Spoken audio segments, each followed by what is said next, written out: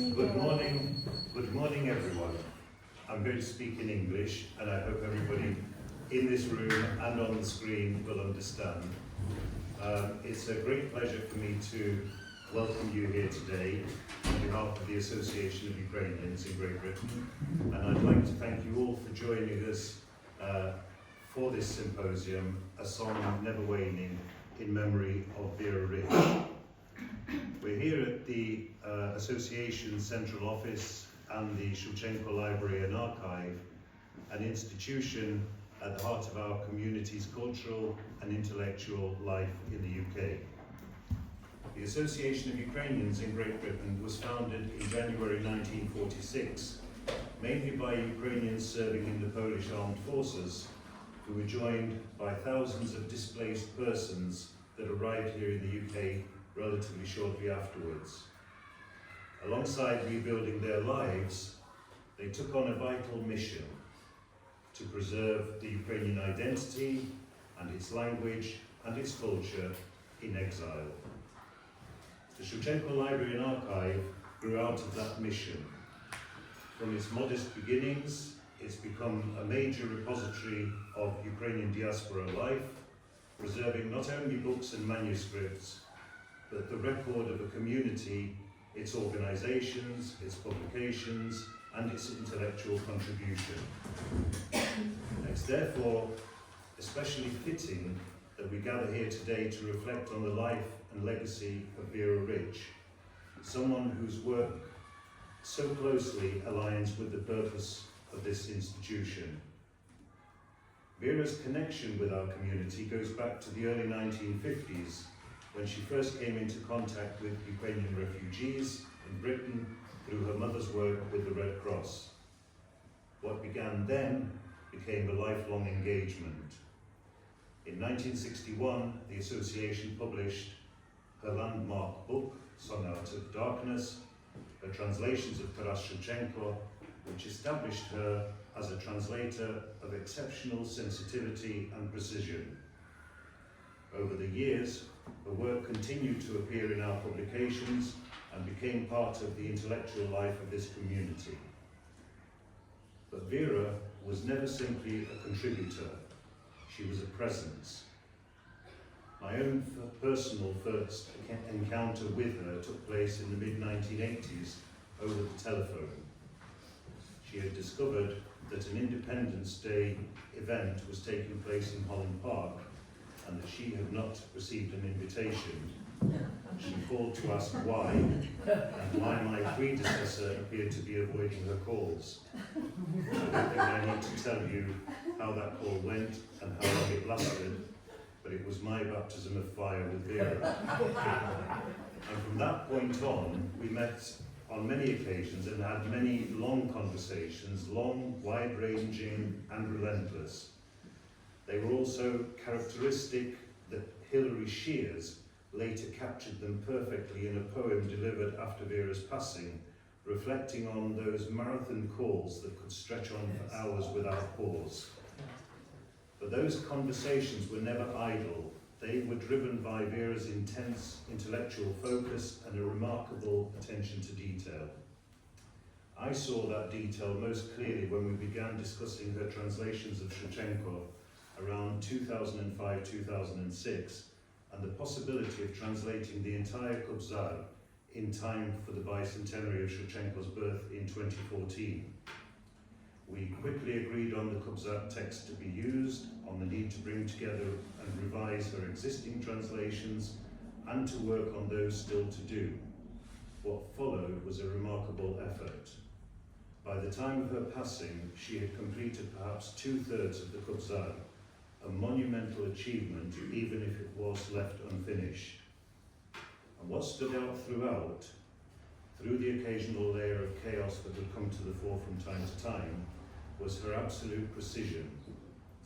I remember her explaining to me on one occasion how she arrived at translating a fragment of Shevchenko's testament, "I wrażuju złoju krowiu wolu okropite." She had spent months considering one word, okropite, before the solution had come to her in the middle of the night. She described it in terms of sprinkling, like a priest's blessing, but then went further, tracing the deeper linguistic roots of the word bless back to its early meanings, which were associated with marking with blood. And that insight brought her translation into alignment with the full emotional force of Shevchenko's verse. Make my grave there and arise, sundering your chains. Bless your freedom with the blood of foemen's evil veins. This was Vera, relentless, exacting, and utterly committed to accuracy, meaning, and the integrity of poetic form, never willing to compromise on structure, rhythm, or craft. And at the same time, she had an extraordinary ability to render simplicity with depth. On one occasion, I asked her to translate a short poem by Bogdan Lepki, Vidish Bratimi, written in 2016 as a lament to Sich riflemen who were killed in action in a foreign land during the First World War. Her translation was remarkable, not only for its accuracy, but because it preserved the rhythm and musicality of the original so completely that it could be sung in English. And this is how it sounded. Look there, brother mine. Look, dear friend of mine. The cranes are winging, south migrating in a long grey line. Cru, cru, cru, they cry, far from home I'll die, crossing over the sea's wide waters, weary wings I'll glide, weary wings I'll fly. And to me, this was her genius. Even if it did take time to extract it from her, she didn't simply translate texts, she translated cultures, their history, their emotion, and their voice. And she did it especially at a time when Ukrainian and Belarusian cultures were too often overlooked. Through her work, those voices were heard clearly and with dignity. And this is why today's symposium matters. It brings together scholars, translators, and those who knew Vera personally, reflecting the many dimensions of her unique persona, her life and her work. And it's especially fitting that it's held jointly with the Skaryna Belarusian Library and Museum, recognizing the full breadth of her engagement. Before we begin, I'd like to thank our colleagues, organizers, speakers, and moderators for making today possible, and thank you all for being here. Welcome.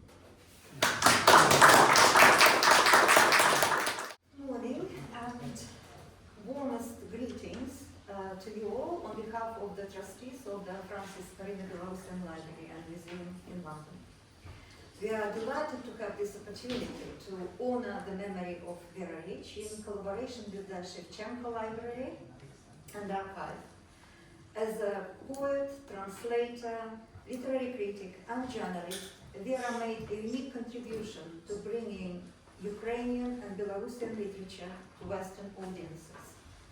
Her work bridges English, Belarusian, and Ukrainian cultures, and it is wonderful to see representatives of all three gathering here today, very fittingly, to pay tribute to her, very fittingly, in the three languages that were closest to her. Vera's lifelong interest in Belarus and Eastern Europe was sparked on the 25th of October 1953, the day she later called the most significant event of my life, when she, at the age of 17, came to the Belarusian Catholic Church of Byzantine Rite in Finching. She later wrote, "When I walked into that beautiful little church, I suddenly had a strange feeling that for the first time in my life, I was where I ought to be. I gradually learned some Belarusian, mainly through listening to the sermons. With the help of the priests of the mission, Bishop Czeslaw Sipovich, Father Leo Varushka, and Father Alexander Natsan, Vera began to translate Belarusian poetry, and her first translation appeared in 1953, 4 years later, in the Munich Belarusian periodical Batskovchina. Vera was a pioneering voice in bringing Belarusian literature to English speakers. In 1971, she published the monumental anthology of Belarusian poetry in her own translation, Like Water, Like Fire. Commissioned by UNESCO, the book was originally printed with the national coat of arms. You can see the cover on the left. The Pavonia on the dust cover, which provoked protests from Soviet officials. Under the threat of confiscation of the entire print run, the subversive cover had to be replaced with a neutral blue one, yet the title lettering remained in white, red, and white, which represents the Belarusian national flag. Here is Vera's indomitable resistance to rules and censorship. Only a few copies with the original cover survived and have since become bibliographic rarities. This anthology includes works by 41 authors from the 19th and 20th centuries, and to this day remains unrivaled in both its scope and the literary quality of its translations. In 1982, Vera published a volume of translations from Belarusian by poetry by Maxim Bogdanovich, Ales Varun, and Zmitrov Dadula. The images swarm free. 2 years later, she co-authored a book on the image of the Jew in Soviet literature, where she focused on the work of Belarusian writers. In 2004, another anthology of Vera's translations from Belarusian poems on liberty was published. It is a collection of 122 original poems that were broadcasted on Radio Liberty Belarus service in 2001. The library also holds a collection, a poetic treasury from Belarus, a celebration of life and work of Vera Rich, published on the 10th anniversary of her death. All these books from the collection of the Skaryna library, as well as copies of the literary magazine Manifold that Vera edited, are exhibited at the back of this room. Please feel free to leave through, but do not remove them from the exhibition. The Skaryna library offers copies of these two books as a present to all the guests of the symposium and participants, so they are also at the back, so please feel free to help yourself too. The title of today's symposium, Неотступная песня, a song Never-Waning, was taken from Vera's translation of Yanka Kupala's poem Kurgan, the grave mound, the autograph of which is preserved in the Skaryna library. The poem describes an old bard with a magical gift of singing, who at the cost of his life resists the earthly powers, stating that the poet accounts to heaven alone, to eagles, to sun and stars shining. This line captures very well Vera Rich's own never-waning, indomitable sense of freedom, which marked her entire life and work. As an intellectual, journalist, and champion of free speech, Vera always moved beyond limits and censorship. And as a poet and translator, she constantly transcended cultural boundaries and crossed territorial borders, sometimes without a visa. The topics of the symposium included in the program reflect Vera's main spheres of interest: poetry, translation, literary studies, and journalism. And we are delighted that the event attracted such a diverse array of scholars. It is especially encouraging to see the next generation of poets and translators taking part in carrying forward Vera's legacy. We are deeply thankful to Vera's friends, colleagues, and family who offered to share their thoughts and memories. We thank the Anglo-Belarusian Society for their financial support of the symposium, but most of all, we thank the Shevchenko Library and Archive, and in particular its curator, Ludmila Pekarska, for suggesting the idea of the symposium in the first place, and for all the efforts that have gone into its organization, thanks to which we have been able to gather here in this hall and online. We wish the conference every success.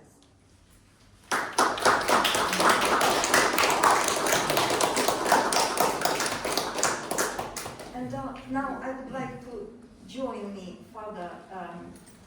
invite to join me Father Serge Stasevich, Belarusian priest and rector of the Belarusian Catholic Mission in London.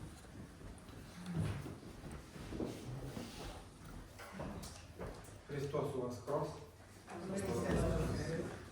Enough to share with you some memories of the burial of Vera, which I was part of at the time, and you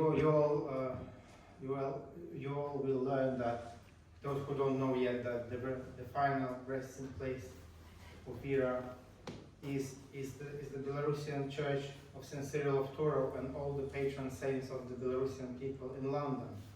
However, that burial occurred quite late in time after her passing, and this tiny church, which looks like a chapel to many people, but of which we take special pride, is like all the smallest churches, has a very long name, but also it is a cathedral of sorts in absence of anything else. So it's got its own poet's corner. If you see the analogy that I'm making. Indeed, in the corner of this church, you can see this commemorative sculptured clay plaque showing St. George slaying the dragon, which commemorates Vera, whose ashes are buried directly underneath in the corner under the floorboards.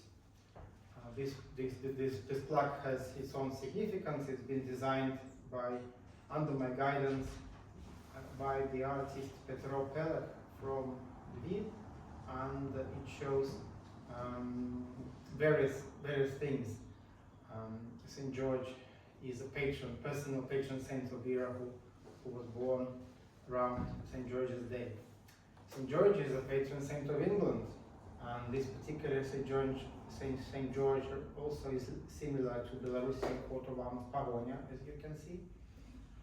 He is rescuing the maiden who is on the left and who bears resemblance to young Vera from the dragon.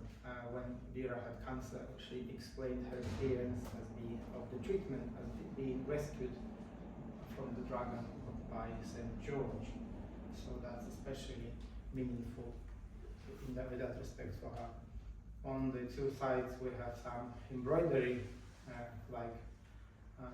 panels, which has got English rose and a Belarusian cornflower, and on the top there is a cross, 6-point cross, which is the cross that Vera once embroidered herself on a towel, still kept in our possession.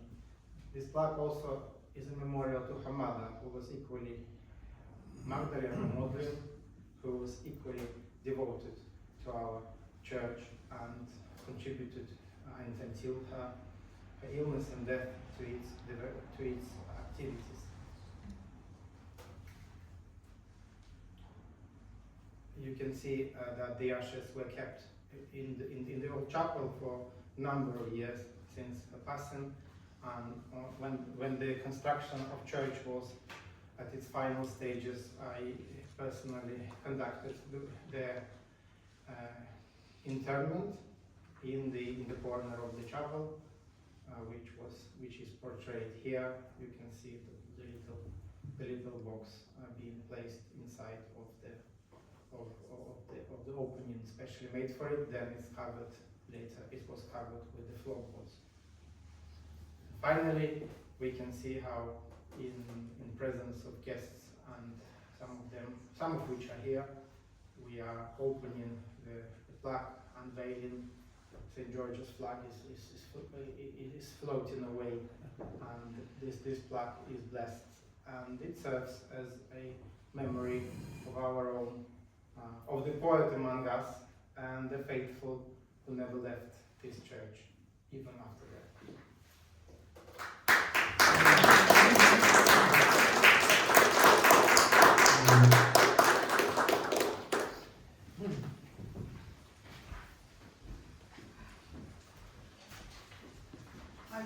First of all, I would like to thank Karalina and Fedir for such wonderful greetings, remarks in memory of Vera, and all of you who can join us today. І я хочу привітати наших колег і друзів з України, з Білорусі. Хочу привітати, до нас приєдналась Національна бібліотека імені Вернадського з Києва. З нами також Національний заповідник Шевченківський в Каневі, Тарасова гора. З нами музей імені Григорія Кочура. Пані Марія, вітаємо вас всіх! Всіх, хто з нами сьогодні. Національний університет у Львові, пані Оксана і Тарас. Вітаємо вас всіх! Дуже приємно вас бачити.